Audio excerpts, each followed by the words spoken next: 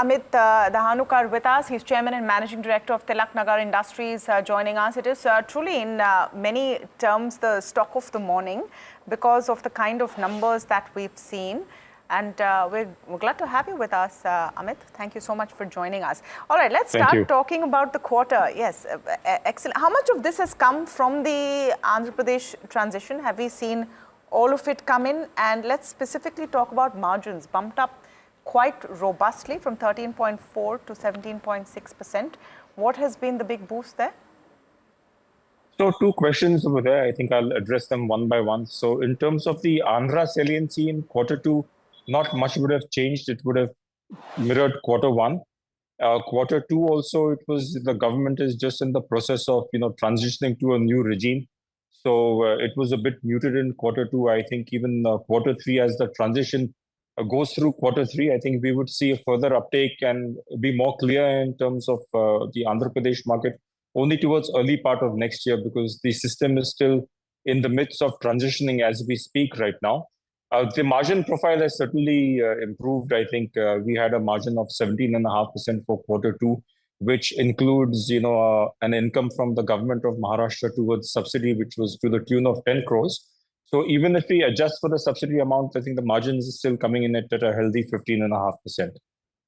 Is that the new normal, Mr. Dahanukar? If I take out that subsidy amount from the Maharashtra government of 10 crores? Yes, I would believe so. The commodity prices now have stabilized. For the next immediate quarter, I am not seeing any uptick in the commodity prices. So we are quite confident that this could be the further guidance which we could have for this quarter and ahead. Amit, good morning, Neeraj here. Just wondering, your comments on Andhra Pradesh. Numbers seem to suggest that the underlying market in Andhra Pradesh degrew, and you still had a 3% volume growth in a declining market. Is this better than what you had penciled in, and therefore does this point to market share gains which might be sustainable for you? So yes, Neeraj, there's been market share gains across some of our southern states. With the industry for the first half, the industry actually overall has been flattish, whereas we have grown 3%, which has resulted in some market share gains in our key geographies. Sorry, what has led to this, and is this sustainable, Amit? That's my principal question. Pardon me? What has led to these market share gains, and is this sustainable? So I think, what has led to this, I think it's been consistent and sustained effort in terms of our branding strategy, in terms of the price laddering which we've had, the communication which we have increased over the past 2 years in terms of being a more visible and communicative brand. Those results are now, we're beginning to see early results of, those initiatives which we would have had for the past 2 years. Amit, hi, it's also Samina joining in. Congratulations. It's been another fantastic quarter for Tilaknagar Industries. And operationally as well, the house is coming back in order and how. You've repaid a significant amount of debt, about 130 crores. Walk me through how did you manage to do this, and what are your current debt levels at? So, Samira, good morning. At peak level in March 19, the company had close to 1,200 crores of debt. This was 5 years ago, and I'm quite pleased to say that this half year ended, we are cash positive now. So the net debt position is negative 25. So though we do have some amount of gross debt, but we have ample cash with us as well. So net debt is now net debt zero. So our guidance was for March 25. So we have actually beaten it by 2 quarters. So we're quite pleased with that as well. Amit, let's talk looking ahead as well. And I want to talk to you about the semi-premium and the premiumization efforts that are underway at the company. Up until now, you've chosen to be a mass brand, but now with the increased focus on semi-premiumization, what is the trajectory going ahead? Will that improve margins? Will you be able to get an improved market share? What will be the split between mass versus semi-premium over the second half of the year, or maybe even the next 1 year out? So, Samira, our portfolio has primarily been premium and above. I think that's primarily been, our portfolio. And is that going to continue to remain the focus for Tilaknagar Industries? So that will remain the focus, but the benefits of premiumization, we'll really be able to see over the long term. So when I talk long term, I think it's 3 to 5 years. I think it's a long drawn out strategy. In fact, we'll be launching our first luxury brand this quarter as well.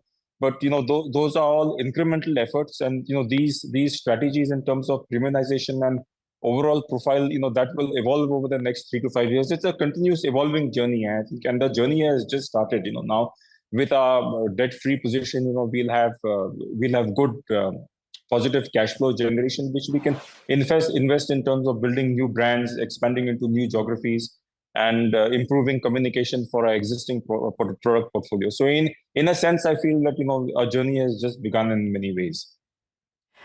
Just trying to understand, Mr. Dahanukar, what is your outlook in terms of overall volume growth for Q3 and Q4 coming in? You of course had festive season. Did you see a big boost there? Are you expecting, of course, Q4, I assume Q3, I assume would be traditionally good. What is the kind of volume growth outlook that you have? So for the next half year, we're quite confident of mid growth in the mid-teens. I think the half year, in terms of, even with our guidance, we had said that it will remain a bit muted because of policy changes in Andhra Pradesh, which is a key market for us, and also due to the national elections, it was subdued as expected. And October has been a good month for us, and we expect now momentum will carry forward into the next in the next half as well. So I'm quite confident that the volume growth will be in the mid-teens for H2. Currently, 86% of sales for Tilaknagar are concentrated in South India. With a debt-free position and I guess improved cash flows, and of course as a strategy, would you look to expand your footprint across other parts of India, and hence, of course, then we expect better and improved guidance on your revenue front over the next few years? So we would. I think it will be, we'll be cautious about it in terms of expansion into new territories. I think we have just started our foray into whiskey as well with the launch of Mansion House Whiskey in Assam in Northeast. So early beginnings. I think we'll be very cautious in terms of increasing our national footprint, but it of course does present an opportunity as well. Amit, the highlight of this quarter seems to be this debt reduction journey, right? Plus, the belief is that the receivables stuck in Andhra Pradesh will come back to you in the second half, so cash generation would be better. Would you want to give us some numbers there? Part one of my question is that. Or let's start with that, then I'll have the second question.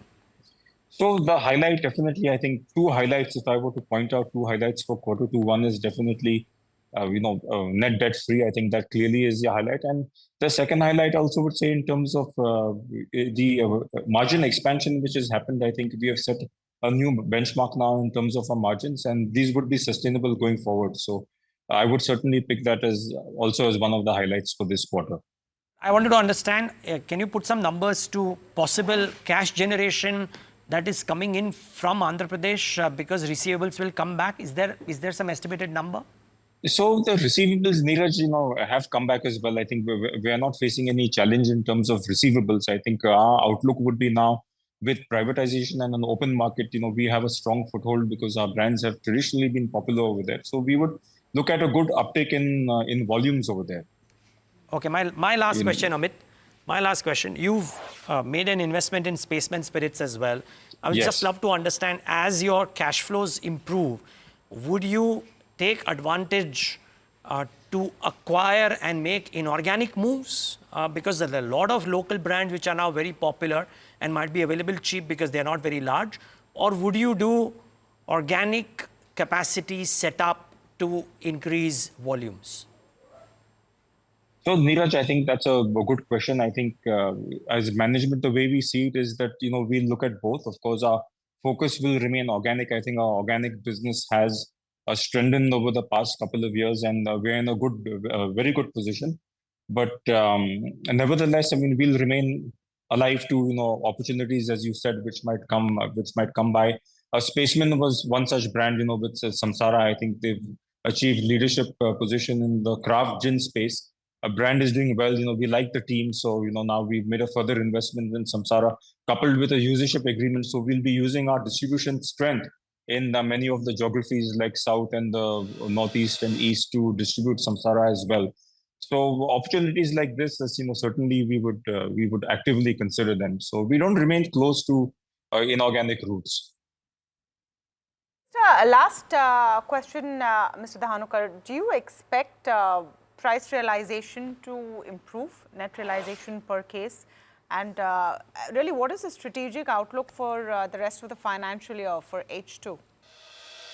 So the price realizations, it would be marginal at most. I don't expect, NSR for this quarter has been 1275 or roundabout. So I expect that for H2 it will continue as well, and the COGS as well would remain the same in terms of the cost inputs. But yes, as the volume increases, we could have some operating leverage come into play, which could improve the EBITDA profile. But by and large, I think now we are on track.